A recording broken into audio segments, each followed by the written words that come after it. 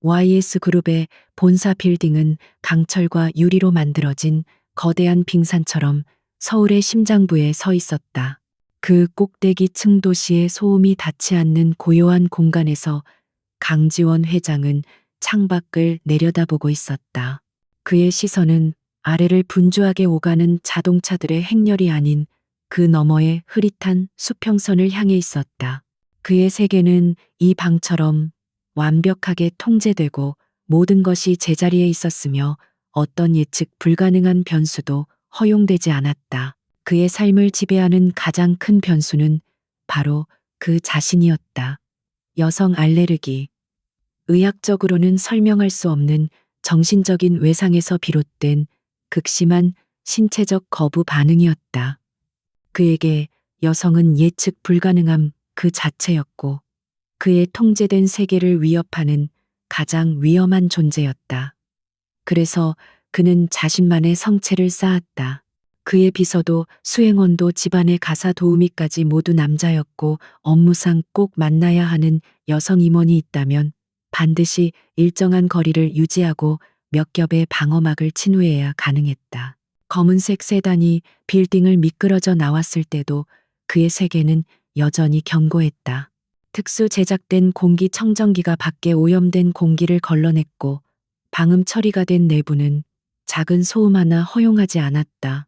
운전기사는 10년 넘게 그와 함께한 베테랑이었고 그는 지원의 침묵이 무엇을 의미하는지 잘 알았다.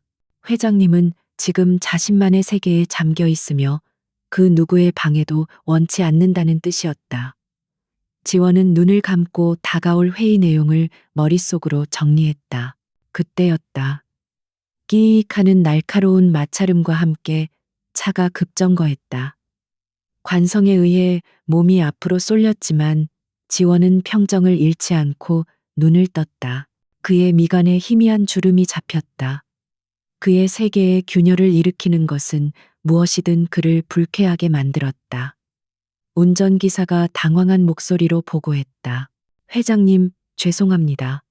갑자기 앞에서 폐지를 줍는 손수레가 말끝을 흐리는 것으로 보아 상황이 간단치 않음을 알 수 있었다. 지원은 창밖으로 시선을 돌렸다. 차 앞에는 낡고 삐걱거리는 손수레가 넘어져 있었고 그 주위로 온갖 종류의 종이 상자와 플라스틱 병들이 어지럽게 흩어져 있었다. 그리고 그 중심에 한 여자가 있었다. 낡은 작업복에 얼굴은 먼지로 얼룩져 있었지만 그녀는 당황하거나 울먹이는 대신 몹시 화가 난 표정으로 넘어진 상자들을 일으켜 세우려 안간힘을 쓰고 있었다. 그녀의 움직임은 거칠었지만 절박했다. 저것들이 그녀의 생계라는 것이 고스란히 느껴졌다.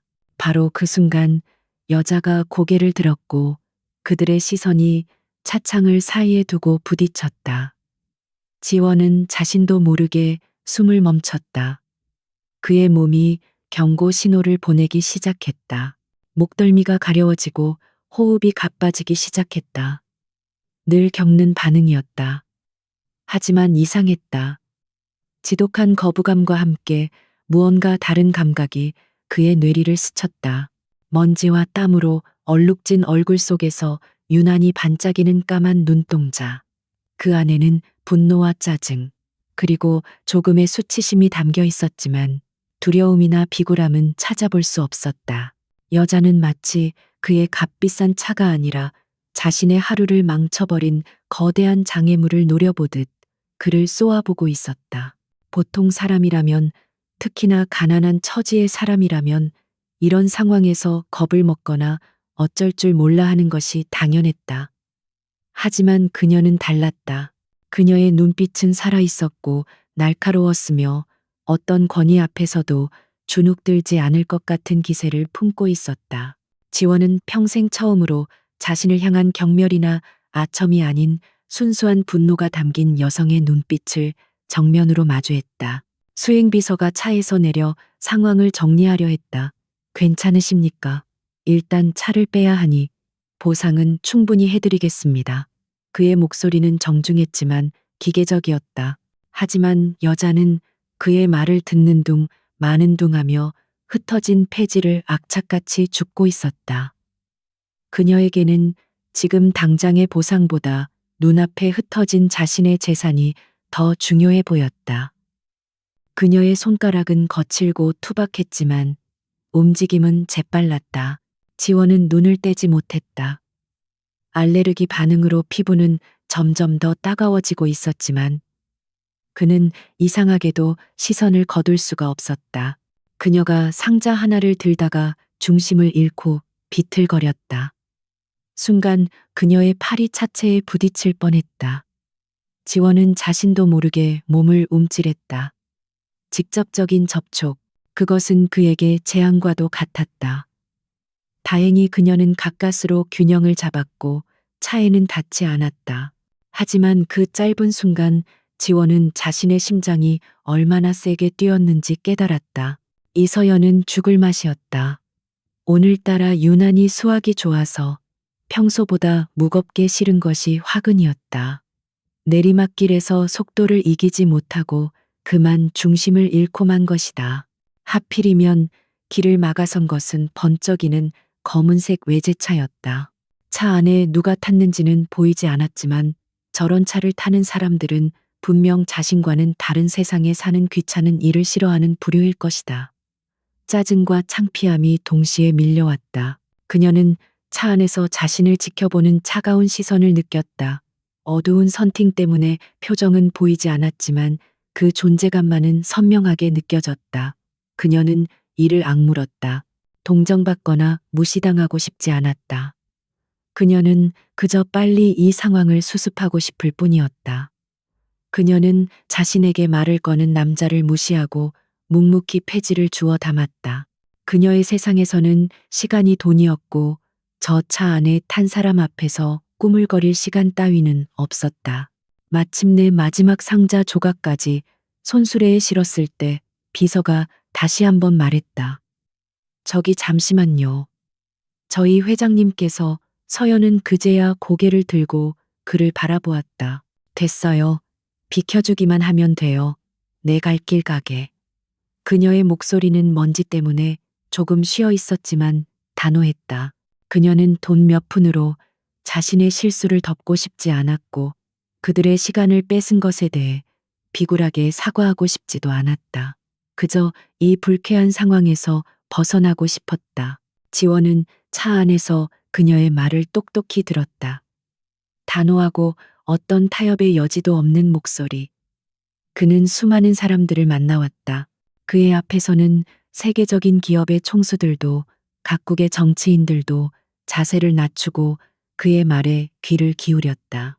그런데 길거리에서 폐지를 줍는 저 여자는 그의 호의를 혹은 그의 권위를 단칼에 거절했다. 불쾌해야 마땅한 상황이었지만 이상하게도 그의 마음속에서는 다른 무언가가 꿈틀거렸다. 그것은 아마도 호기심이었을 것이다. 운전기사는 서연이 길을 비켜주자마자 조심스럽게 차를 출발시켰다. 차가 그녀의 곁을 스쳐 지나가는 짧은 순간 지원은 다시 한번 그녀를 보았다. 그녀는 여전히 그 자리에 서서 마치 아무 일도 없었다는 듯 땀을 훔치고 있었다. 강한 햇살 아래 그녀의 목덜미에 맺힌 땀방울과 먼지 묻은 뺨에 난 작은 생채기가 유난히 선명하게 보였다. 그의 완벽하고 무균실 같은 세계에 아주 작고 이질적인 먼지 하나가 들어와 앉은 것 같았다. 사무실로 돌아온 지원은 곧바로 샤워를 했다. 뜨거운 물로 몸을 씻어내며 방금 전의 불쾌한 접촉과 그로 인한 알레르기 반응을 지워내려 했다. 피부의 가려움증은 가라앉았지만 이상하게도 머릿속은 개운해지지 않았다. 그의 눈앞에 그녀의 눈빛이 계속해서 어른거렸다. 두려움 없이 자신을 똑바로 쏘아보던 그 강렬한 눈빛. 그는 책상에 앉아 산더미 같은 서류를 검토하기 시작했지만 좀처럼 집중할 수가 없었다. 그의 비서인 김 실장이 조심스럽게 들어와 보고했다. 회장님, 아까 그 여성분 때문에 놀라셨겠습니다. 혹시 병원에. 지원은 손을 들어 그의 말을 막았다. 괜찮아. 그보다 아까 그 상황에서 우리 쪽 과실은 없었나. 그의 질문에 김 실장은 조금 놀란 듯했다. 회장님이 그런 사소한 일에 관심을 보이는 것은 처음이었기 때문이다. 네, 저희는 정상 주행 중이었고 그쪽 손수레가 갑자기 튀어나왔습니다. 법적으로는 저희 책임이 전혀 없습니다. 지원은 잠시 침묵했다. 그래, 알았어. 그는 더 이상 묻지 않았지만 김 실장은 그의 얼굴에서 평소와 다른 무언가를 읽었. 회장님은 지금 이 일을 그냥 넘길 생각이 없는 것 같았다. 지원은 다시 창밖으로 시선을 돌렸다. 수많은 빌딩과 자동차 그리고 사람들, 저 거대한 도시의 어딘가에 방금 전 자신과 마주쳤던 그 여자가 있을 것이다. 먼지 투성이의 얼굴과 반짝이는 눈을 가진 여자. 그 이질적인 존재감이 그의 견고한 성벽을 아주 조금하지만 분명하게 흔들고 있었다. 며칠이 지났지만 강지원의 시간은 그날의 교차로에 멈춰버린 듯했다. 그의 일상은 이전과 똑같이 흘러갔다. 분 단위로 짜인 스케줄 수십 건의 보고서, 결제, 그리고 숨막히는 회의의 연속. 모든 것이 완벽한 궤도 위를 돌고 있었지만 그의 내면에는 미세한 불협화음이 계속해서 울렸다. 바로 그 여자의 눈빛, 그리고 그가 겪었던 알레르기 반응의 미묘한 차이 때문이었다. 그는 수백 번도 더 그 순간을 복기했다. 분명 호흡이 가빠지고 피부에 발진이 돋는 전조 증상이 있었다. 하지만 평소처럼 정신을 잃을 정도의 극심한 공황 상태로 이어지지는 않았다. 오히려 그 반대였다. 혼란 속에서도 이상하리만치 정신은 명료했다. 여자의 눈빛을 마주한 그 찰나, 그의 세계를 뒤덮는 뿌연 안개가 순간적으로 거치는 듯한 착각마저 들었다. 그는 이 현상을 이해할 수 없었다. 그의 병은 지난 10년간 단 한 번의 예외도 없이 그를 괴롭혀왔다. 그런데 왜 하필 가장 불결하고 예측 불가능해 보이는 존재 앞에서 그의 철옹성은 미세한 균열을 보였을까? 이 의문은 그의 머릿속을 떠나지 않고 맴돌며 그의 완벽한 통제력에 흠집을 냈다. 그러던 중 그의 세계에 또 다른 균열이 발생했다.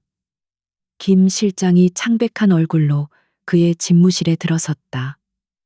회장님, 큰일 났습니다. 신규 사업부 인수합병 관련 기밀 문서가 사라졌습니다. 그 문서는 YS그룹의 미래가 걸린 중대한 프로젝트의 핵심이었다. 단 한 장의 종이라도 외부에 유출된다면 수조 원의 손실은 물론이고 그룹 전체의 신뢰도가 흔들릴 수 있는 사안이었다. 지원의 얼굴이 차갑게 굳었다. 사라지다니, 그게 무슨 말이지? 김 실장은 떨리는 목소리로 보고를 이어갔다. 모든 CCTV를 확인하고 관련자들을 모두 조사했지만 문서의 행방은 묘연했다. 마지막으로 문서가 확인된 것은 지원이 그날 아침 차에 오르기 직전이었다. 그 말을 듣는 순간 지원의 머릿속에 한 가지 가능성이 섬광처럼 스쳐 지나갔다. 그날의 사고, 급정거의 충격으로 서류 가방이 바닥에 떨어졌던 그 순간, 어쩌면 그때 그의 심장이 차갑게 내려앉았다. 한편 그 시각 이서연은 동생 서준과 함께 좁은 옥탑방에서 저녁을 먹고 있었다. 낮에 주워온 폐지 더미에서 발견한 고급스러운 가죽 파일을 앞에 두고 두 남매는 고개를 갸웃거렸다. 누나, 이거 뭐야? 엄청 비싸 보인다. 서준의 말에 서연은 파일을 다시 한번 만져보았다. 부드러운 가죽의 감촉과 정교한 금장, 로고는 그녀가 평생 만져본 적 없는 종류의 물건이었다. YS 그룹, 한국에서 모르는 사람이 없는 대기업의 이름이었다. 그날의 불쾌했던 기억이 떠올랐다. 자신을 벌레 보듯 하던 검은 차와 그 안에 보이지 않던 사람. 아마도 그 차에서 떨어진 물건일 것이다. 서연은 잠시 고민에 빠졌다. 이것을 그냥 버릴까 아니면 경찰서에 가져다 줄까. 하지만 파일 안에 든 서류들을 대충 훑어보았을 때 그녀는 직감적으로 이것이 보통 물건이 아님을 깨달았다. 복잡한 도표와 알아들을 수 없는 전문 용어들. 이것은 누군가의 아주 중요한 재산일 터였다. 다음 날 아침 서연은 평소보다 이른 시간에 집을 나섰다. 그녀의 발걸음은 폐지를 실은 손수레가 아닌 서울의 중심부에 위치한 YS그룹 본사로 향했다.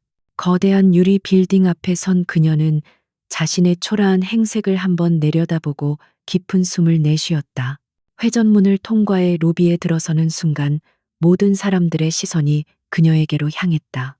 경비원들은 노골적인 경계심을 드러냈고 안내 데스크의 직원은 그녀를 위아래로 훑어보며 차가운 목소리로 물었다. 무슨 일로 오셨습니까? 서연은 주눅들지 않고 당당하게 파일을 내밀었다. 이걸 주었습니다. 이 회사 물건인 것 같아서요. 그녀의 말에 주변은 순간 정적에 휩싸였다. 바로 그때였다. 김 실장이 다급한 표정으로 1층으로 내려오고 있었다. 그는 혹시나 하는 마음에 분실물 신고가 들어왔는지 확인하러 온 길이었다. 그리고 그는 로비 한가운데에 서 있는 서연과 그녀가 들고 있는 파일을 발견했다. 그는 자신의 눈을 의심했다. 며칠 전 회장님의 차 앞을 막아섰던 바로 그 여자였다. 보고를 받은 지원은 순간 말문이 막혔다. 그 여자가 그 기밀 문서를 직접 가지고 회사로 찾아왔다고 그는 수만 가지 가능성을 시뮬레이션했다. 돈을 요구할 수도 있고 언론에 유출하겠다고 협박할 수도 있었다. 그것이 세상의 방식이었고 그가 아는 인간의 속성이었다. 그는 김 실장에게 지시했다. 일단 회의실로 안내해. 그리고 내가 직접 가겠다. 김 실장은 경악했다. 회장님 위험합니다. 어떤 의도를 가지고 접근했을지 모릅니다. 하지만 지원의 결심은 확고했다. 그는 이 미스터리를 직접 확인해야만 했다. 지원은 만반의 준비를 했다. 손에는 얇은 가죽 장갑을 꼈고 평소보다 2배는 넓은 VIP 접견실에 그녀를 혼자 기다리게 했다. 그와 그녀 사이에는 거대한 원목 테이블이 놓여 있을 것이고 그는 안전거리를 확보한 채 그녀를 대면할 터였다. 접견실 문을 열고 들어서는 순간 지원은 창가에 서서 바깥을 내다보고 있는 그녀의 뒷모습을 보았다. 며칠 전과 같은 낡은 작업복이 아닌 깨끗하게 세탁된 티셔츠와 청바지 차림이었다. 그의 등장에 서연이 천천히 몸을 돌렸다. 그리고 그들의 눈이 다시 마주쳤다. 서연은 놀란 표정이었다. 그녀는 자신이 돌려주러 온 물건의 주인이 그날 차 안에 앉아있던 바로 그 남자일 거라고는 상상도 못했다. 지원은 예상했던 알레르기 반응에 대비해 숨을 참았다. 하지만 이번에는 달랐다. 심장이 조금 빠르게 뛰고 손바닥에 땀이 차는 정도의 긴장감만 느껴질 뿐 그를 미치게 하던 발작적인 증상은 나타나지 않았다. 지원에게는 이 상황 자체가 거대한 미스터리였다. 그는 먼저 입을 열었다. 그의 목소리는 언제나처럼 낮고 차가웠다. 문서를 가져와줘서 고맙군. 원하는 게 뭐지? 보상은 충분히 하도록 하지. 그는 수표를 꺼낼 준비를 했다. 그것이 이런 상황을 해결하는 가장 빠르고 효율적인 방법이었다. 하지만 서연은 고개를 저었다. 보상을 바라고 온 게 아닙니다. 그냥 제 것이 아니니까 돌려주러 왔을 뿐이에요. 그녀의 목소리는 담담했지만 그 안에는 어떤 꾸밈이나 계산도 느껴지지 않았다.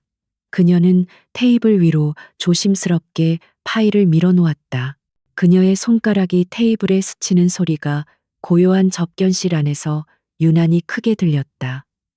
지원은 그 손을 바라보았다. 굳은 살이 박이고 상처투성이인 손. 하지만 정직하고 깨끗한 손이었다. 그는 할 말을 잃었다. 그의 계산과 상식이 그녀 앞에서 무너져 내리는 순간이었다. 서연은 용건이 끝났다고 생각했는지 몸을 돌려나가려 했다. 바로 그때 지원이 다급하게 말했다. 잠깐. 서연이 멈춰서서 그를 돌아보았다. 지원은 자신도 왜 그녀를 붙잡았는지 알 수 없었다. 그저 이대로 그녀를 보내면 안 될 것 같다는 강한 충동에 휩싸였다. 그가 그녀에게로 한 걸음 다가서는 순간 아주 희미하지만 맑은 향기가 그의 코끝을 스쳤다. 값비싼 향수 냄새가 아니었다. 그것은 막 세탁한 옷에서 나는 비누 향기와 햇볕에 잘 마른 흙냄새 같기도 한 아주 깨끗하고 상쾌한 향기였다.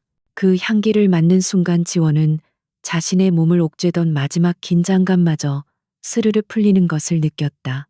그의 알레르기는 언제나 인공적인 향수나 화장품 냄새에 가장 격렬하게 반응했다.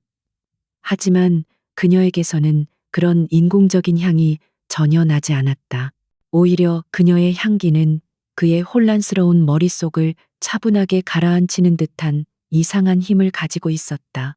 그는 평생 처음으로 여성과 이렇게 가까운 공간에 있으면서도 고통이 아닌 평온함을 느끼고 있었다. 이서연이 떠난 접견실의 강지원은 한참 동안 홀로 서 있었다. 그녀가 남기고 간 것은 텅 빈 공간과 공기 중에 희미하게 감도는 맑은 비누 향기뿐이었다. 그 향기는 그의 기억 깊은 곳에 봉인해 두었던 또 다른 향기를 끄집어냈다.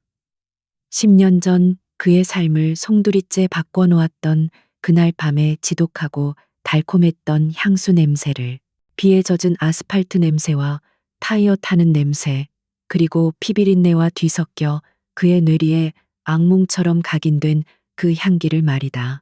그날 이후 모든 여성의 향기는 그에게 곧 고통의 전조였다. 그것은 그의 몸과 마음에 새겨진 일종의 저주였다. 그런데 이서연의 향기는 달랐다. 그것은 그의 방어 기제를 무너뜨리는 대신 오히려 그의 날선 신경을 부드럽게 감싸는 듯한 기묘한 안정감을 주었다. 그는 자신의 병이 단순한 알레르기가 아님을 알고 있었다. 그것은 그의 죄책감과 자기 혐오가 만들어낸 괴물이었다. 그렇다면 이서연은 대체 무엇이기에 그 괴물을 잠재울 수 있단 말인가? 10년 전의 기억은 언제나 예고 없이 그를 덮쳤다. 빗줄기가 세차게 차창을 두드리던 밤. 그의 첫사랑이었던 한유라와 차 안에서 격렬하게 다투고 있었다. 오빠는 왜 항상 그 사람 편만 들어? 박민혁 그 인간이 오빠를 어떻게 생각하는지 정말 몰라. 유라의 목소리는 불안과 원망으로 떨리고 있었다. 운전대를 잡고 있던 사촌형 박민혁은 백미러를 통해 그들을 지켜보며 의미심장한 미소를 짓고 있었다. 그는 지원의 유일한 혈육이었지만 동시에 그의 모든 것을 질투하고 탐내는 야심가였다. 민혁의 교묘한 이간질과 지원의 우유부단함이 뒤섞여 상황은 최악으로 치닫고 있었다. 유라가 울며 차 문을 열고 뛰쳐나간 것은 한순간이었다. 지원이 그녀를 잡으려 뒤따라 내렸을 때 반대편에서 달려오던 트럭의 헤드라이트가 세상을 하얗게 밝혔다. 그 이후의 기억은 조각나 있었다. 찢어지는 비명 끔찍한 충격음, 그리고 그의 손에 남은 유라의 싸늘한 체온. 모든 것이 그의 탓이었다. 그가 그녀를 지키지 못했다. 장례식장에서 민혁은 그의 어깨를 두드리며 말했다. 지원아, 너무 자책하지 마. 내 잘못이 아니야. 하지만 그의 눈빛은 그렇게 말하고 있지 않았다. 그 눈빛은 교묘한 동정 뒤에 숨겨진 만족감과 승리감을 똑똑히 담고 있었다. 현재 YS그룹의 가장 강력한 경쟁사 태강건설의 회장실에서 박민혁은 방금 올라온 보고서를 읽고 있었다. 그의 얼굴에는 특유의 부드럽고 세련된 미소가 걸려 있었지만 눈빛은 먹잇감을 발견한 포식자처럼 차갑게 빛나고 있었다. 보고서의 내용은 간단했다. 강지원의 차가 길거리에서 폐지 줍는 여자와 사고가 날 뻔했고 며칠 뒤 그 여자가 YS그룹의 기밀 문서를 들고 본사에 나타났다는 것. 그리고 강지원이 이례적으로 직접 그녀를 만났다는 사실까지. 민혁은 강지원을 누구보다 잘 알았다. 그는 지원의 견고한 성벽이자 동시에 그 성벽의 가장 약한 부분을 만들어낸 장본인이었다.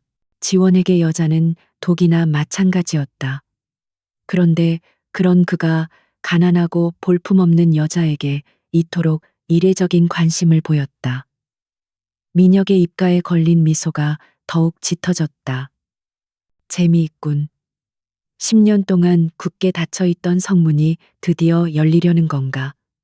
그는 비서를 불렀다. 이서연이라는 여자, 지금부터 모든 것을 알아내.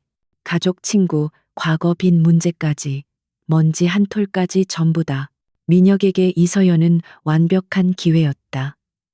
그는 강지원을 무너뜨리기 위해 수많은 계획을 세웠지만 지원은 언제나 얼음처럼 차갑고 이성적인 방패로 모든 공격을 막아냈다.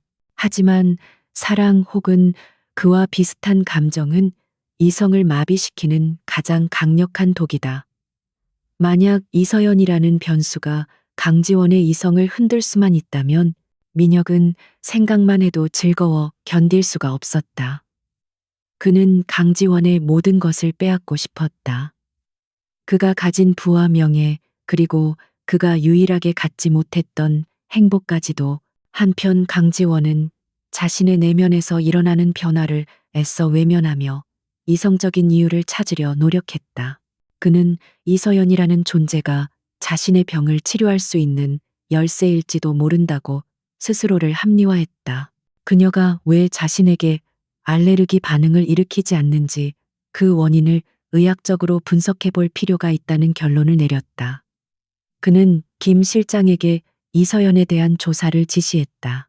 물론 기업 스파이의 가능성을 염두에 둔 보안 조사의 형태를 빌려서 그의 이성은 그렇게 말하고 있었지만 그의 행동은 점점 다른 방향으로 향하고 있었다. 그는 퇴근길의 경로를 바꾸기 시작했다. 차가 막힌다는 핑계로 혹은 새로운 도로를 시험해 본다는 이유로 그의 검은 세단은 매일같이 이서연이 사는 낡은 동네를 지나갔다. 차가운 차창을 사이에 두고 그는 멀리서 그녀의 모습을 지켜보았다.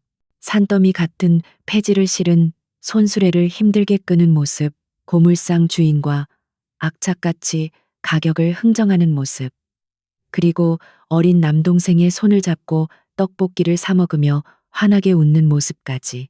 그녀의 삶은 고되고 치열했지만 이상하게도 그 안에는 생기가 넘쳤다. 그녀의 모든 움직임에는 삶에 대한 강한 의지가 담겨 있었다. 지원은 자신의 삶을 돌아보았다. 모든 것을 가졌지만 그의 삶은 색깔도 온기도 없는 무채색의 공간과도 같았다.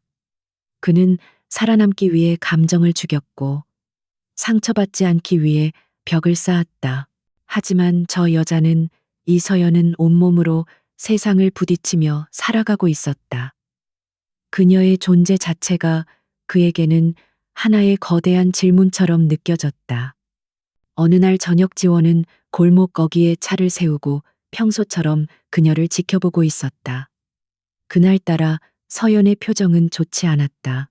손수레는 텅 비어 있었고 그녀는 지친 기색으로 땅바닥에 주저앉아 있었다.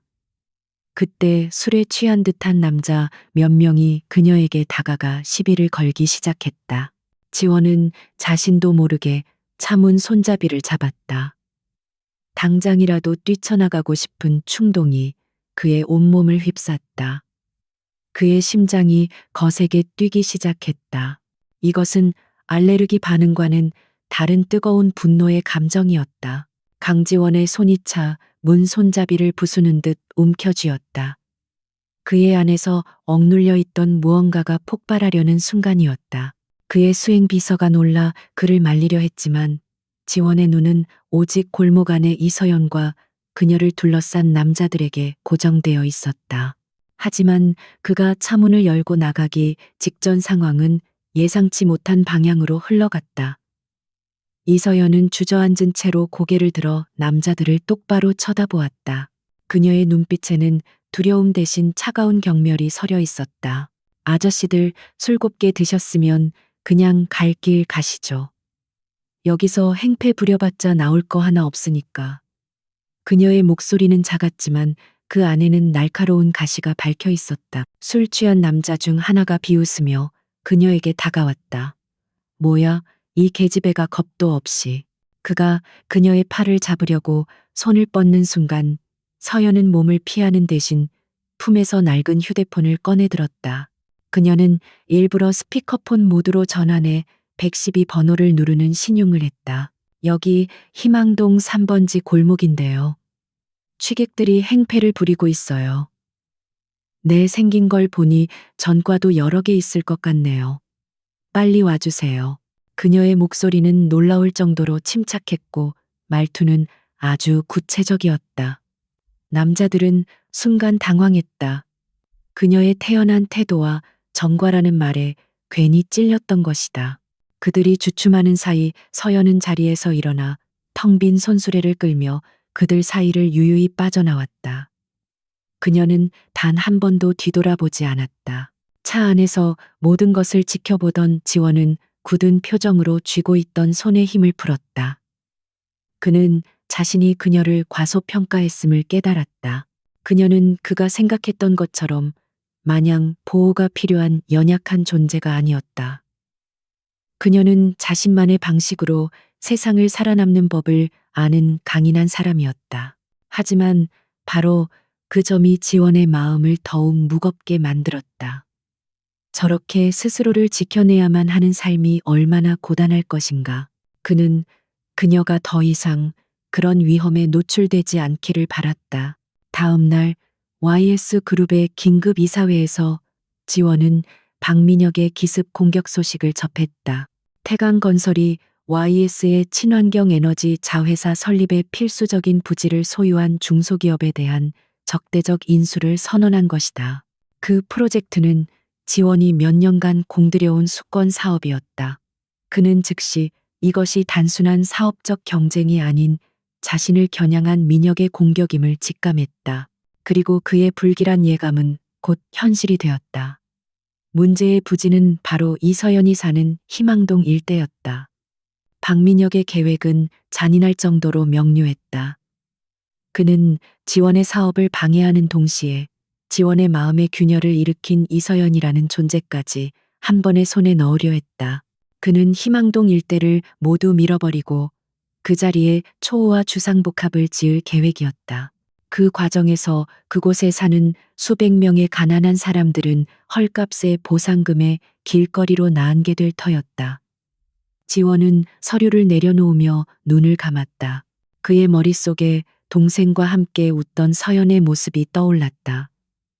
민혁은 그 작은 행복마저 짓밟으려 하고 있었다. 희망동은 며칠 만에 벌집을 쑤셔놓은 듯 시끄러워졌다. 재개발 소문이 흉흉하게 돌았고 태강건설의 이름이 적힌 안내문이 골목 곳곳에 나붙었다. 주민들은 불안에 떨었다. 평생을 살아온 터전을 잃게 될지도 모른다는 공포와 터무니없이 낮은 보상금 액수에 대한 분노가 뒤섞여 동네 전체가 술렁였다. 이웃들이 모여 대책회의를 열었지만 법을 잘 모르는 그들로서는 뾰족한 수가 없었다. 그때 이서연이 나섰다. 그녀는 밤을 새워 재개발 관련 법규를 공부했고 구청을 찾아가 부당함을 호소했다. 비록 가진 것은 없었지만 그녀는 불의 앞에서 침묵하는 것을 참을 수 없었다. 그녀의 당당하고 논리적인 태도는 절망에 빠져 있던 이웃들에게 작은 희망이 되었다. 자연스럽게 그녀는 주민들의 비공식적인 대표가 되어 거대한 태강건설에 맞서 힘겨운 싸움을 시작했다. 그녀는 자신의 삶뿐만 아니라 공동체의 삶을 지키기 위해 싸우고 있었다. 강지원은 이 모든 상황을 보고받고 있었다. 그는 박민혁과 전면전을 벌일 수도 있었다. 자금력과 정보력에서 YS그룹은 태강건설에 결코 뒤지지 않았다. 하지만 그 싸움이 길어지는 동안 희망동 주민들이 겪을 고통은 불보듯 뻔했다. 민혁은 그들의 고통을 이용해 지원을 압박할 것이고 결국 가장 큰 피해를 보는 것은 힘없는 사람들이 될 터였다. 지원은 다른 방법을 찾아야만 했다. 주민들의 신뢰를 먼저 얻고 그들의 힘을 빌려 민혁의 계획을 무너뜨리는 방법. 그러기 위해서는 반드시 필요한 사람이 있었다. 지원은 다시 한번 이서연을 YS 그룹 본사로 불렀다. 이번에는 지난번의 어색한 접견실이 아닌 도시의 전경이 내려다 보이는 그의 집무실이었다. 서연은 경계심을 늦추지 않은 채 그의 앞에 섰다. 지원은 복잡한 서론 없이 곧바로 본론으로 들어갔다. 그는 희망동을 둘러싼 두 기업의 싸움과 박민혁의 잔인한 계획, 그리고 YS 그룹이 구상하는 친환경 상생개발 프로젝트에 대해 설명했다. 서연은 그의 말을 믿을 수 없었다. 이 거대한 싸움의 중심에 자신의 동네가 있다는 것도, 눈앞에 이 남자가 갑자기 자신들의 편에 서겠다는 것도 모두 비현실적으로 들렸다. 왜 저희를 도우려는 거죠? 회장님 같은 분이 이런 가난한 동네에 관심을 가질 이유가 없잖아요. 그녀의 목소리에는 날카로운 의심이 담겨 있었다. 지원은 그녀의 눈을 피하지 않고 담담하게 대답했다. 이 싸움은 나에게도 중요하기 때문이요. 그리고 불의를 보고 참지 못하는 당신의 성격도 마음에 들고. 그는 책상 위에 놓여 있던 계약서 한 부를 그녀 앞으로 밀었다. 계약서의 제목은 YS 에코 프로젝트 지역 협력 담당관 임명 계약서였다. 그는 서연에게 주민 대표의 자격으로 YS 그룹과 주민들 사이의 가교 역할을 해달라고 제안했다. 주민들의 의견을 수렴하고 정당한 보상이 이루어지도록 감시하며 개발 과정 전체를 투명하게 만드는 책임자 역할이었다. 그것은 파격적인 조건의 정식 채용 제안이었다. 서연은 혼란스러웠다. 이것은 분명 좋은 기회였다. 하지만 세상에 공짜는 없었다. 그녀는 이 제안 뒤에 숨겨진 다른 의도가 있을 것이라고 의심했다. 결국 저를 돈으로 사서 주민들을 회유하려는 속셈 아닌가요? 그녀의 비난의 지원은 잠시 침묵했다. 그는 자리에서 일어나 창가로 걸어갔다. 그렇게 생각할 수도 있겠지. 하지만 이서연 씨, 당신이 아니면 안 되는 이유가 있어. 당신은 태강건설이 제시하는 돈에 넘어가지 않을 유일한 사람이니까. 그리고 주민들은 당신만을 믿을 테니까. 그의 말은 서연의 마음 가장 깊은 곳을 찔렀다. 그는 그녀의 자존심과 책임감을 정확히 꿰뚫어 보고 있었다. 지원이 다시 그녀를 돌아보았다. 선택은 당신 몫이요. 이 계약서를 거절하고 혼자서 거대한 기업과 싸우든가, 아니면 내 손을 잡고 당신의 이웃들을 지켜내든가. 당신의 자존심과 수백 명의 삶, 어느 쪽이 더 중요한지 판단해야 할 거요. 그의 목소리는 냉정했지만 그 안에는 거절할 수 없는 무게가 실려 있었다. 계약서는 그와 그녀 사이에 놓인 피할 수 없는 운명처럼 보였다. 이서연의 손끝에서 계약서가 미세하게 떨렸다. 강지원의 제안은 독이 든 성배와도 같았다. 거절한다면 그녀는 무력하게 자신의 동네가 짓밟히는 것을 지켜봐야 할 것이고, 받아들인다면 저 차가운 남자의 손에 자신의 신념을 저당 잡히는 꼴이 될 터였다. 그녀는 밤새 잠을 이루지 못했다. 수백 명의 이웃들의 얼굴이 그녀의 머릿속을 스쳐 지나갔다. 평생 모은 돈으로 작은 가게를 차린 할머니 아이들의 웃음소리가 끊이지 않는 좁은 골목. 그녀의 자존심은 그들의 삶의 터전과 비교할 수 없이 가벼웠다. 다음 날 그녀는 다시 YS 그룹을 찾았다. 결심을 굳힌 그녀의 눈빛에는 더 이상 망설임이 없었다. 그녀는 강지원의 앞에서 계약서에 자신의 이름을 똑똑히 적어 넣었다. 그리고 펜을 내려놓으며 말했다. 분명히 말씀드리지만 저는 회장님을 위해 일하는 게 아닙니다. 저는 희망동 주민들을 위해 일하는 겁니다. 만약 YS 그룹이 약속을 어긴다면 저는 제 모든 것을 걸고 당신들과 싸울 겁니다. 강지원은 그녀의 당돌한 선언에 아무런 대답도 하지 않았다. 그저 희미한 미소를 지었을 뿐이다. 그는 그녀가 그렇게 나올 줄 알고 있었다. 이서연의 첫 출근은 YS그룹 전체의 화제였다. 낡은 청바지에 티셔츠 차림으로 회장 직속 프로젝트팀 사무실에 나타난 그녀는 마치 백조무리에 끼어든 미운 오리 새끼 같았다. 직원들은 노골적인 호기심과 경멸이 뒤섞인 시선으로 그녀를 훑었고 뒤에서는 수군거렸다. 하지만 서연은 그런 시선에 아랑곳하지 않았다. 그녀는 자신에게 주어진 산더미 같은 서류와 설계도면 속에 머리를 파묻었다. 그녀의 놀라운 집중력과 문제의 핵심을 꿰뚫는 날카로운 이해력은 프로젝트 팀원들을 놀라게 하기에 충분했다. 그녀와 강지원의 업무는 필연적으로 부딪혔다. 회의실에서 그들은 종종 격렬하게 대립했다. 서연은 주민들의 입장에서 사소한 것 하나까지 놓치지 않고 따졌다. 보상금 책정 기준이 너무 현실과 동떨어져 있습니다. 이 돈으로는 주민들이 근처에 전세방 하나 구하기도 힘듭니다. 설계도를 보니 녹지 공간이 너무 부족합니다. 아이들이 마음껏 뛰어놀 수 있는 공원을 만들어 주십시오. 그녀는 대기업 회장 앞에서도 조금도 주눅들지 않고 자신의 의견을 피력했다. 직원들은 저러다 당장 해고될 것이라며 수군거렸지만 강지원의 반응은 의외였다.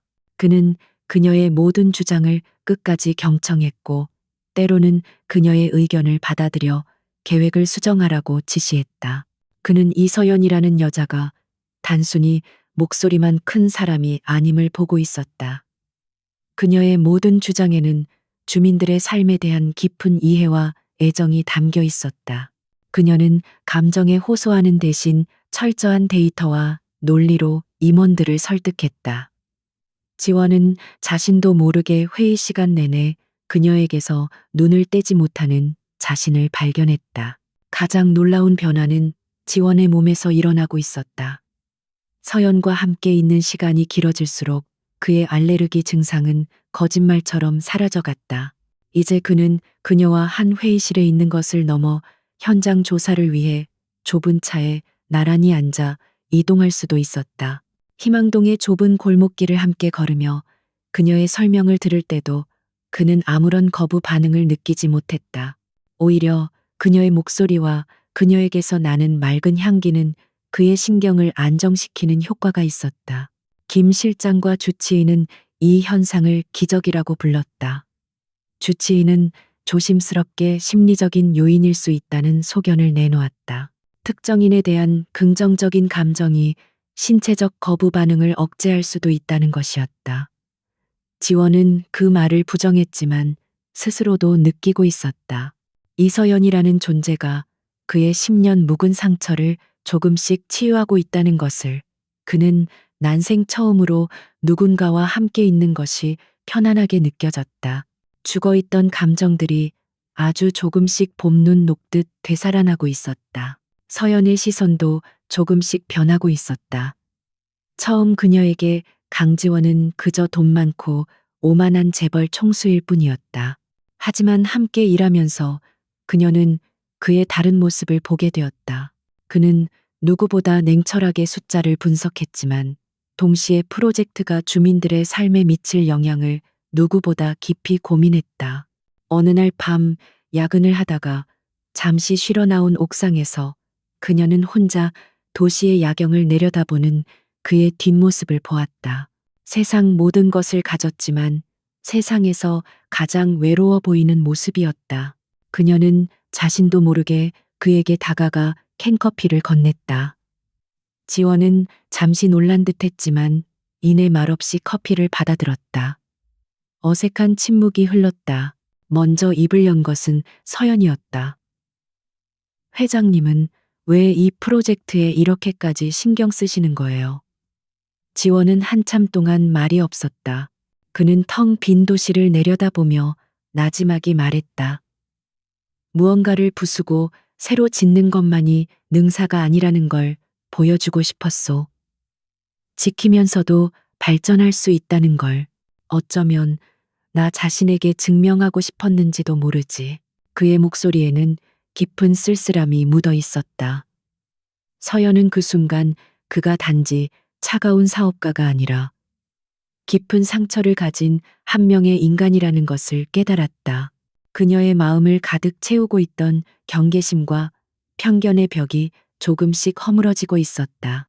그들은 그날 밤 많은 대화를 나누지 않았지만 그 어떤 말보다 더 깊은 이해가 그들 사이에 조용히 흘렀다. 서로의 세계가 너무나도 달랐지만 외로움과 상처라는 공통된 언어로 서로를 조금씩 알아가고 있었다. 며칠 뒤 프로젝트의 향방을 결정할 중요한 회의가 열렸다. 서연이 제안한 주민공동복지센터 건립 안건이 비용 문제로 재무팀의 강력한 반대에 부딪혔다.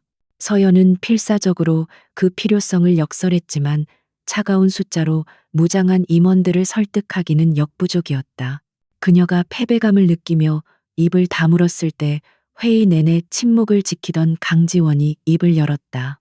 그의 목소리는 낮았지만 회의실 전체를 압도했다. 건립하도록 하세요.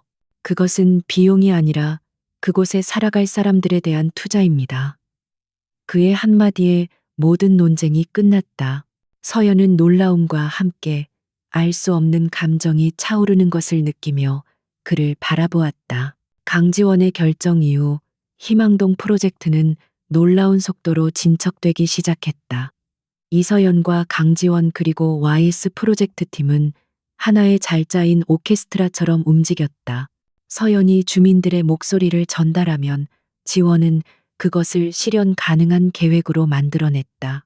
차갑기만 하던 회의실에는 종종 웃음소리가 들렸고 직원들은 더 이상 서연을 외부인으로 취급하지 않았다. 그녀의 열정과 진심은 얼어붙었던 사람들의 마음을 움직이는 힘이 있었다. 그들은 함께 희망을 만들어가고 있었다.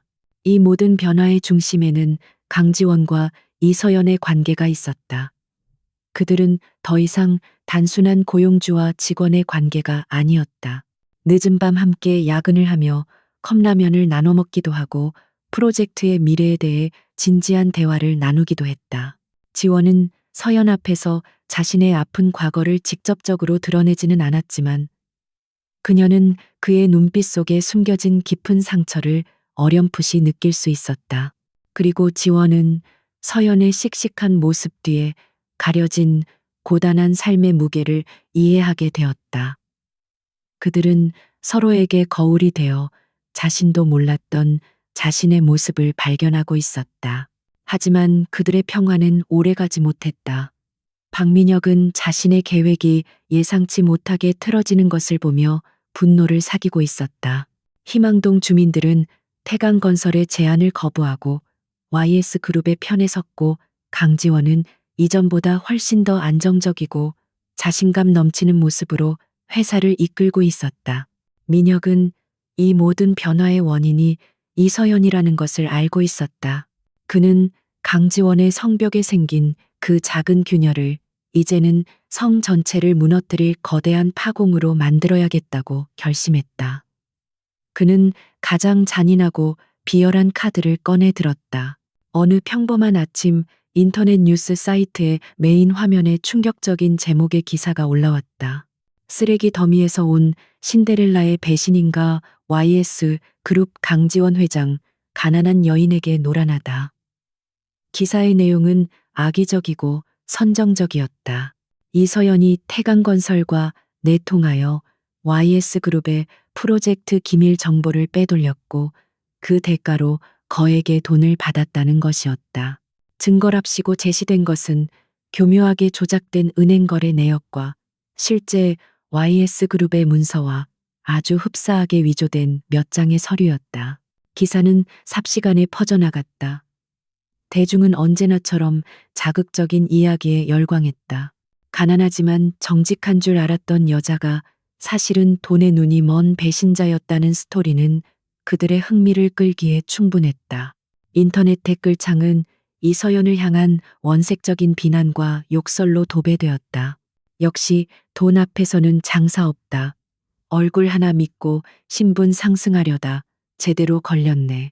진실이 무엇인지는 아무에게도 중요하지 않았다. 그들은 그저 마녀 사냥을 즐기고 있을 뿐이었다.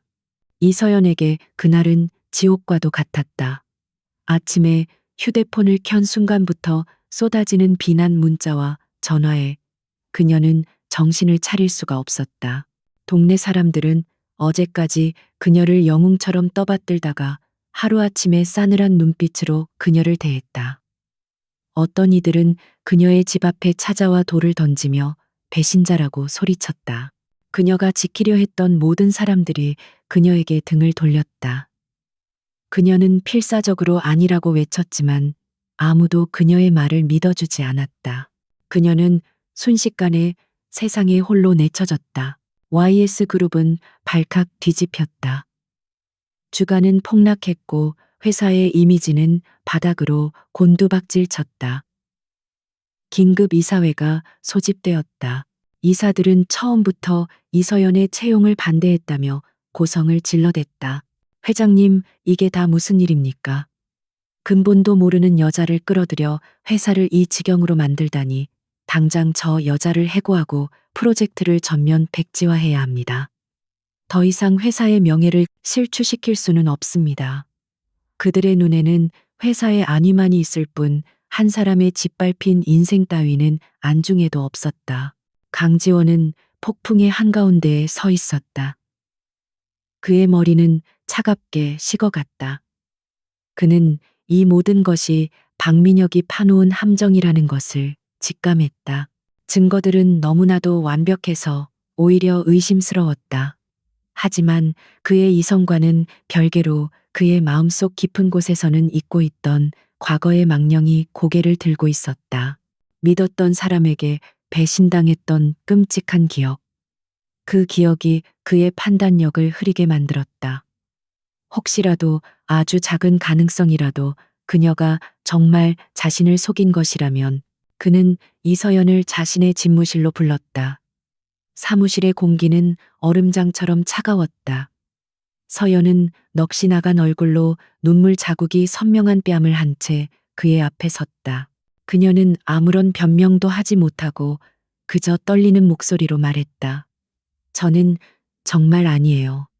저는 아무 짓도 하지 않았어요. 그녀의 눈동자는 필사적으로 그의 믿음을 갈구하고 있었다. 그녀에게 남은 마지막 희망은 오직 강지원 한 사람뿐이었다.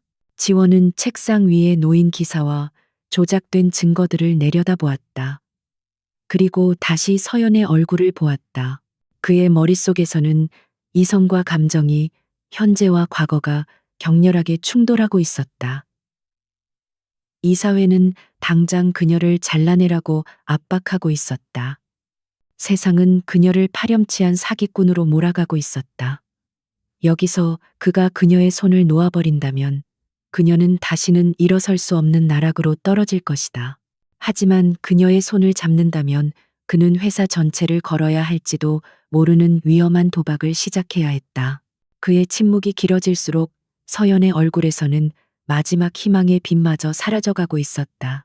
강지원의 침묵은 칼날처럼 날카롭게 이서연의 마지막 희망을 베어냈다. 그녀는 그의 눈에서 그 어떤 감정도 읽을 수 없었다. 지난 몇 달간 그녀가 보았던 따뜻함과 미세한 흔들림은 온데간데 없고 처음 만났던 그날처럼 차갑고 텅 빈 눈동자만이 그녀를 마주하고 있었다.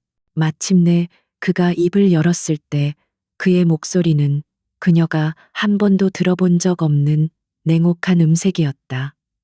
이서연 씨, 오늘부로 당신을 해고합니다. 희망동 프로젝트 담당관 자리에서도 물러나야 할 겁니다. 그의 말은 짧았지만 그 어떤 긴 설명보다 더 잔인했다. 그는 단 한마디의 변명도 위로도 덧붙이지 않았다. 오직 결과만을 통보할 뿐이었다. 서연은 온몸에 피가 차갑게 식는 것을 느꼈다. 그녀가 두려워했던 것은 해고 자체가 아니었다. 그녀를 산산조각 낸 것은 그의 눈빛과 목소리에 담긴 완벽한 불신이었다. 결국 이 남자도 다른 모든 사람과 똑같았다.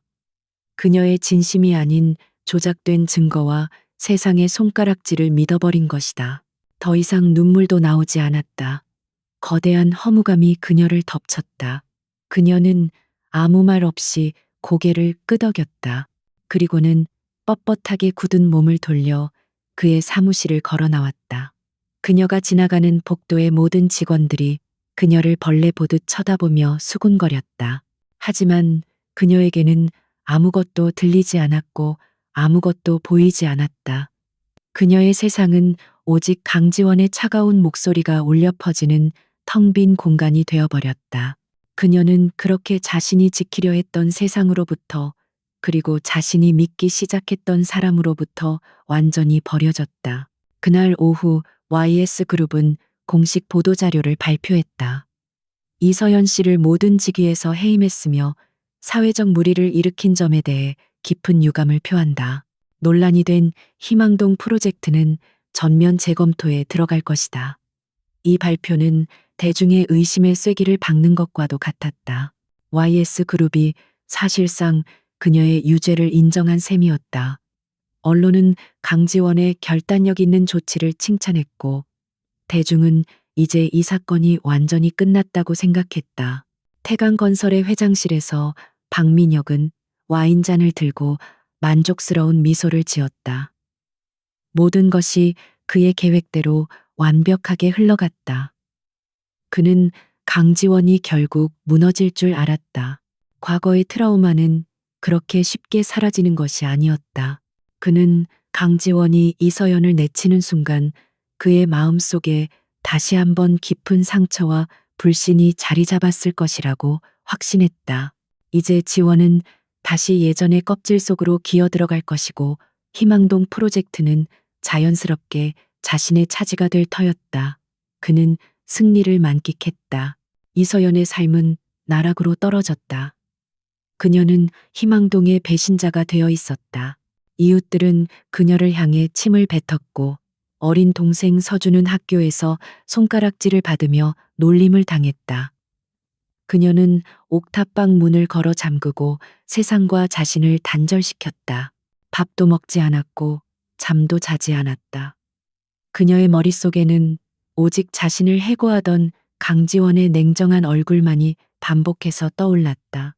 배신감은 그녀의 영혼을 갉아먹는 독처럼 온몸으로 퍼져나갔다. 하지만 세상이 모르는 진실은 어둠 속에서 조용히 움직이기 시작했다.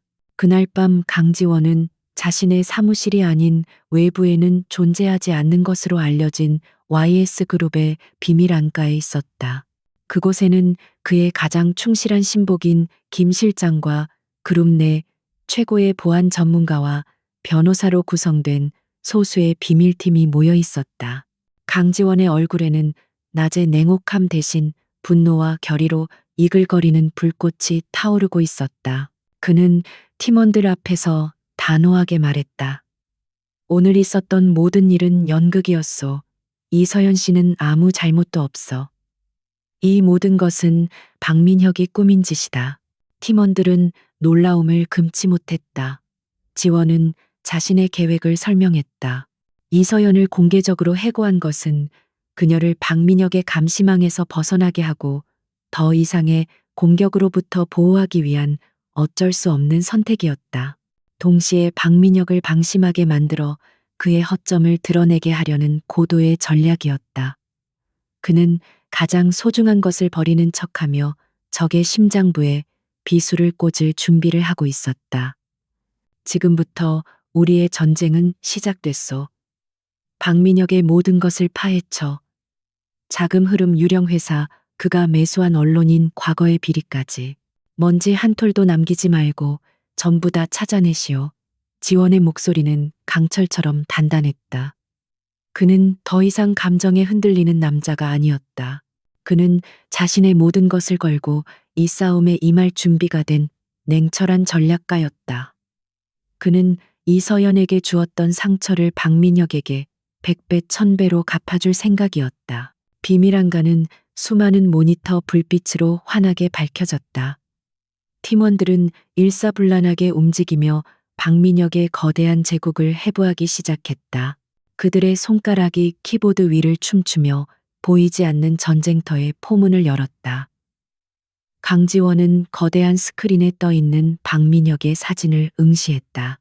그의 눈빛은 맹수처럼 번뜩였다.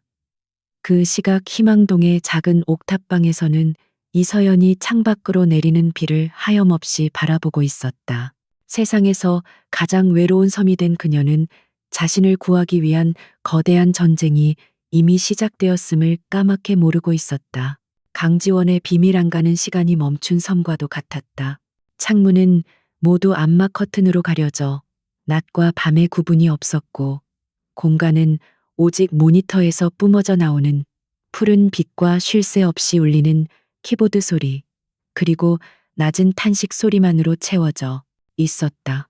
박민혁은 생각보다 훨씬 더 치밀하고 교활한 적이었다. 그가 만든 자금의 흐름은 거미줄처럼 복잡하게 얽혀 있었고, 유령 회사의 서류는 흠잡을 데 없이 완벽했다. 며칠 밤낮으로 이어진 수사에도 불구하고 결정적인 증거는 좀처럼 모습을 드러내지 않았다. 팀원들의 얼굴에 지친 기색이 역력해질수록 강지원의 눈빛은 오히려 더욱 차갑고 날카로워졌다. 그는 잠을 자는 대신 쓰디쓴 커피로 정신을 붙들었고, 식사를 하는 대신 복잡한 데이터의 흐름을 쫓았다. 그의 머릿속은 오직 하나의 생각뿐이었다. 박민혁의 가면을 벗겨내고 이서연에게 씌워진 억울한 누명을 벗겨주어야 한다는 생각. 그것은 이제 단순한 사업적 경쟁을 넘어 그의 모든 것을 건 싸움이 되어 있었다. 그는 그녀가 무너지는 것을 원치 않았다. 한편 절망의 가장 깊은 바닥에서 이서연은 아주 작은 불씨 하나를 발견했다. 그것은 학교에서 울면서 돌아온 동생 서준의 눈물이었다.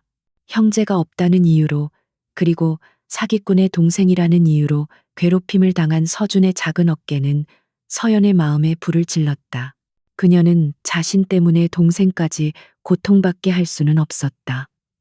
그녀는 더 이상 무기력한 피해자로만 남아있을 수 없었다. 그녀는 싸워야 했다. 비록 가진 것이 아무것도 없을지라도 그녀는 기억의 조각들을 하나씩 맞추기 시작했다.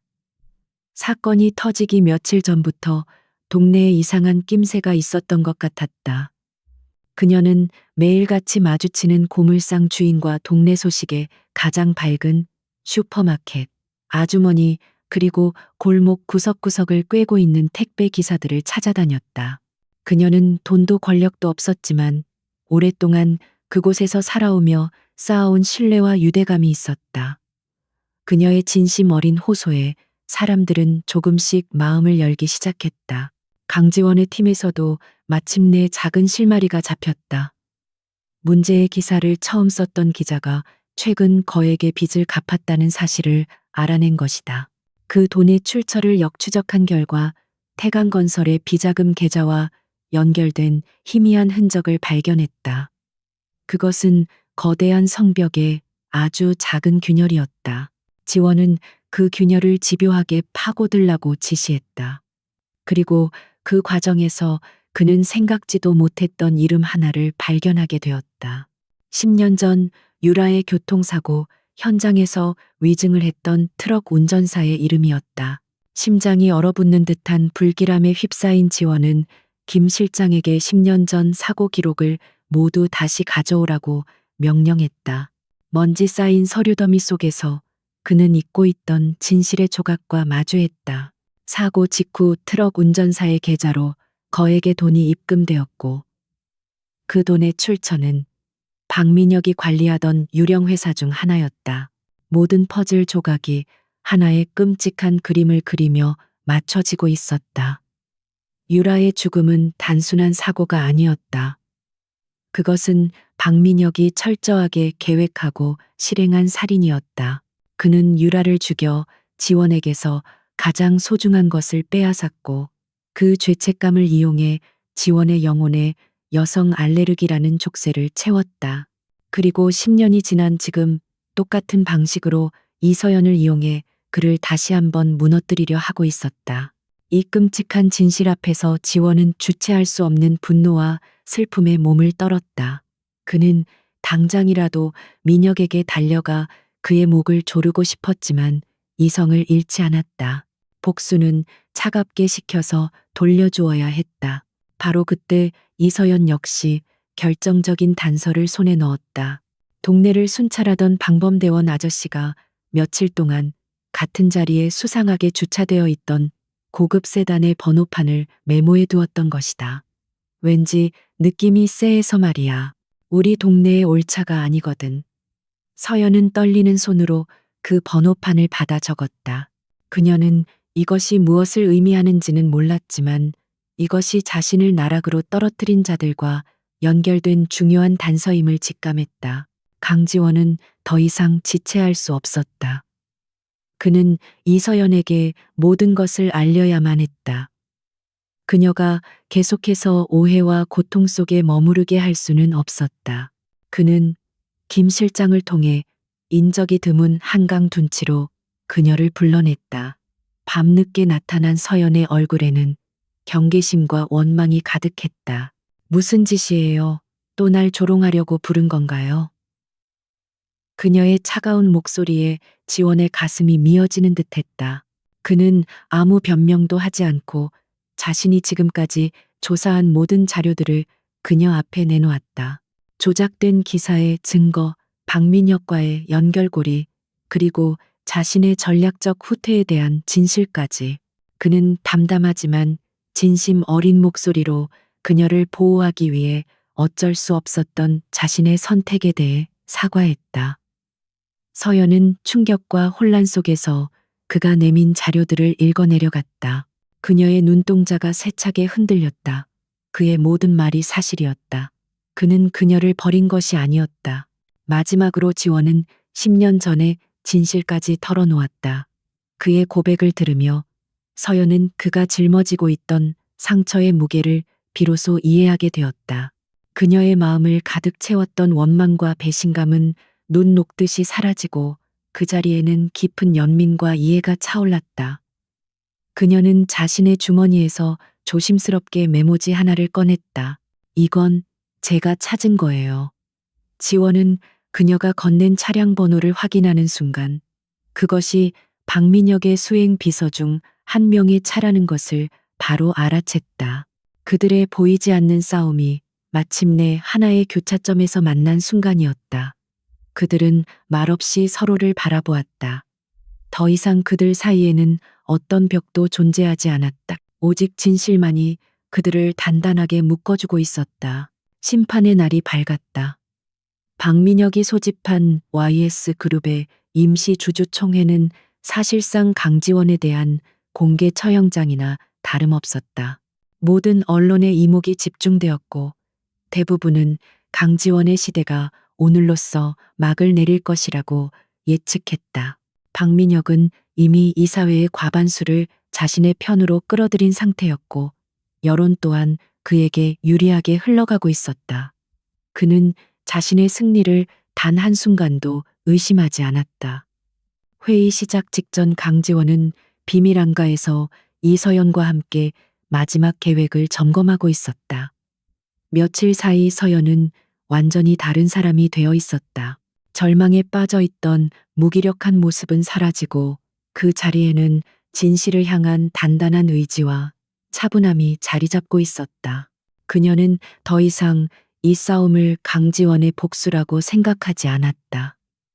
이것은 그녀 자신의 명예와 그녀가 사랑하는 사람들의 삶을 되찾기 위한 싸움이었다. 떨리지 않소. 지원의 물음에 그녀는 고개를 저으며 희미하게 웃었다. 두렵기보다는 화가 나요. 거짓이 진실을 이기는 세상을 그냥 보고만 있을 수는 없으니까요. 회의장의 공기는 살얼음판처럼 팽팽했다. 박민혁은 연단에 서서 유창하고 설득력 있는 연설을 시작했다. 그는 회사의 위기를 걱정하는 자비로운 경영자인 척하며 강지원의 독단적인 경영과 사적인 스캔들이 회사에 얼마나 큰 손해를 끼쳤는지 조목조목 비판했다. 그의 연설은 이사들과 주주들의 마음을 사로잡았고 장내는 강지원을 비난하는 분위기로 가득 찼다. 박민혁은 회심의 미소를 지으며 강지원의 해임안을 정식으로 발의했다. 모든 시선이 강지원에게로 쏠렸다. 그는 변명하거나 동요하지 않았다. 그는 천천히 자리에서 일어나 연단으로 걸어나갔다. 그의 침착함에 오히려 장내가 술렁였다. 그는 마이크 앞에 서서 좌중을 둘러보며 입을 열었다. 저의 해임안을 논의하기 전에 오늘 이 자리에서 반드시 짚고 넘어가야 할 문제가 있습니다.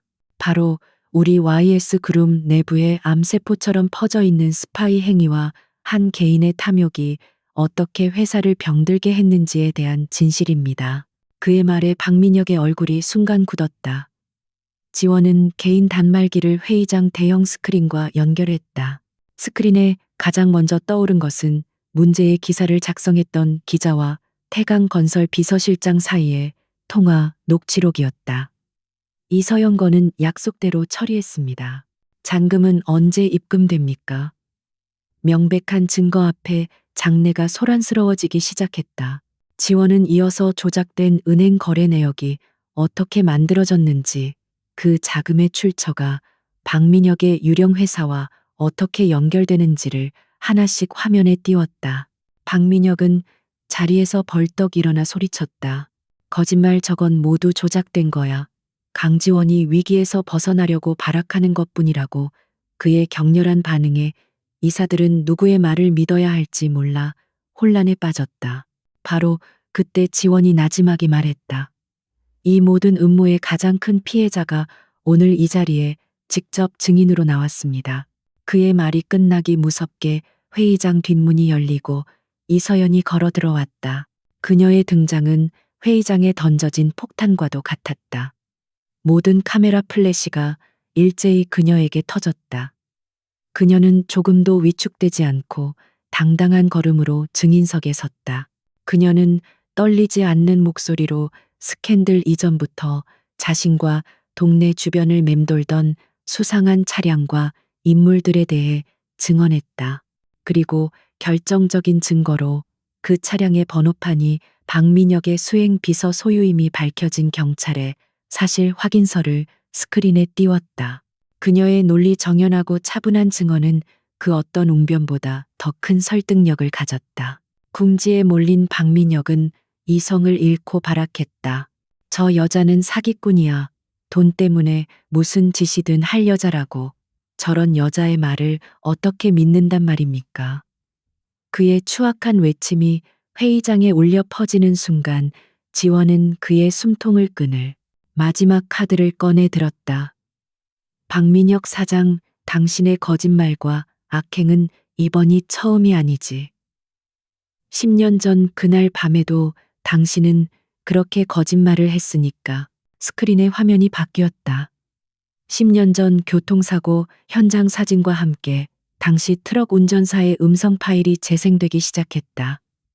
돈을 받고 시키는 대로 했을 뿐입니다.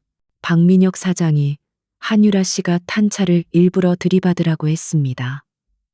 사고처럼 보이게 충격적인 고백에 회의장은 물을 끼얹은 듯 조용해졌다. 모든 것이 명백해졌다.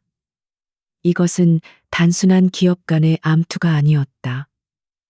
살인과 음모, 그리고 한 인간의 뒤틀린 욕망이 빚어낸 거대한 비극이었다. 모든 가면이 벗겨진 박민혁은 완전히 무너져 내렸다. 그는 이성을 잃고 지원에게 달려들려 했지만 이미 대기하고 있던 보안 요원들에게 제지당했다. 그의 눈은 광기로 번들거렸다. 강지원, 네가 감히 나를 내까짓게. 그의 발악은 처절했다. 바로 그때 회의장의 문이 다시 한번 열리고 검사와 수사관들이 들이닥쳤다.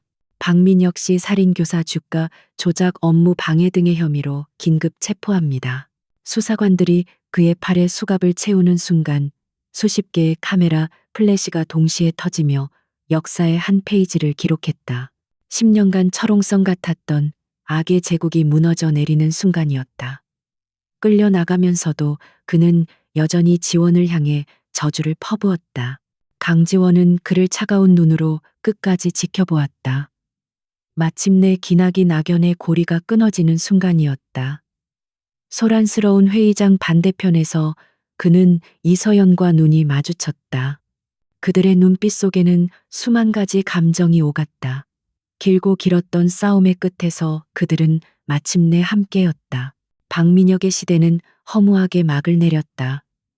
그가 체포된 이후 그의 제국은 모래성처럼 무너져 내렸고 그가 저지른 수많은 비리와 범죄들이 속속들이 세상에 드러났다.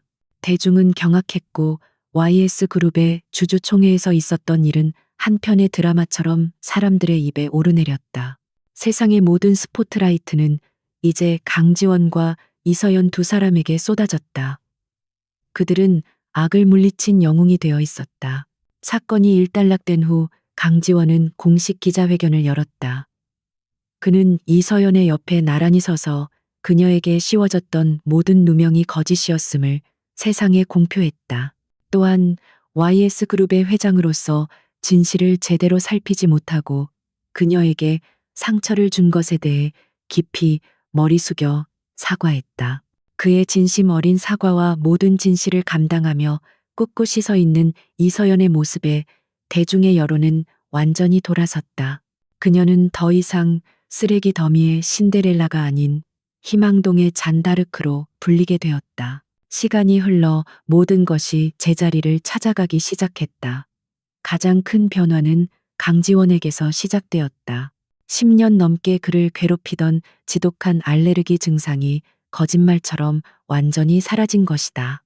그는 더 이상 여성과의 접촉을 두려워하지 않았고 장갑이나 수많은 경호원들 없이도 거리를 자유롭게 걸을 수 있게 되었다. 박민혁의 범죄가 드러나면서 그의 마음을 짓누르던 죄책감의 족쇄가 풀렸기 때문이었다. 그리고 그의 곁에는 이제 그 어떤 약보다 더 확실한 치유제인 이서연이 있었다. YS그룹의 분위기도 180도 달라졌다.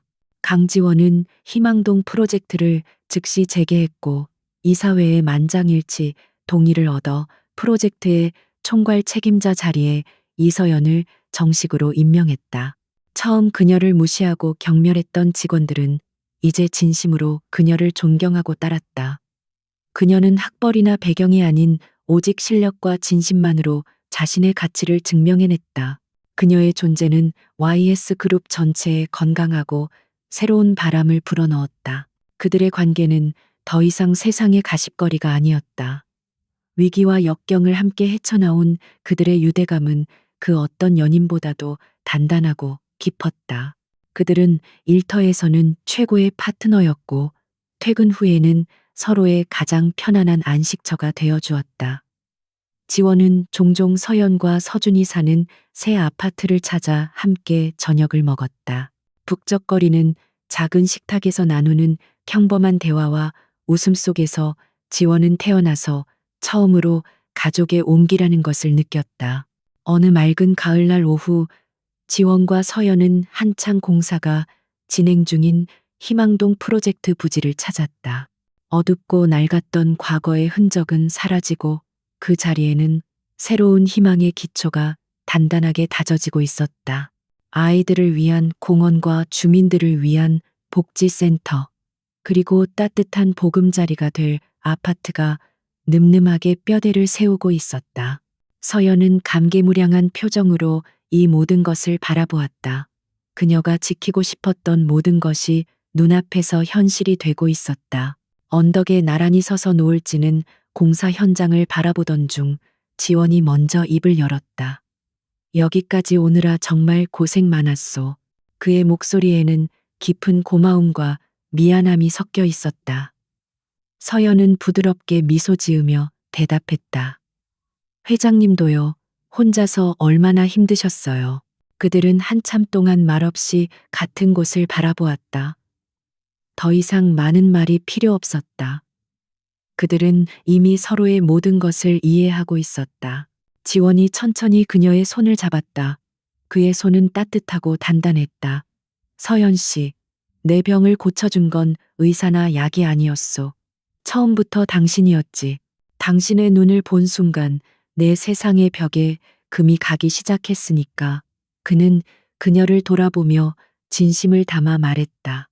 당신을 만나기 전까지 나는 살아 있었지만 살아있는 게 아니었소.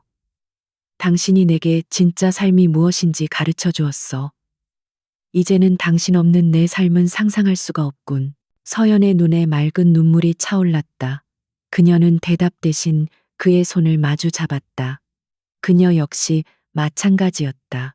그를 만나기 전 그녀의 삶은 그저 하루하루를 버텨내는 생존의 연속이었다.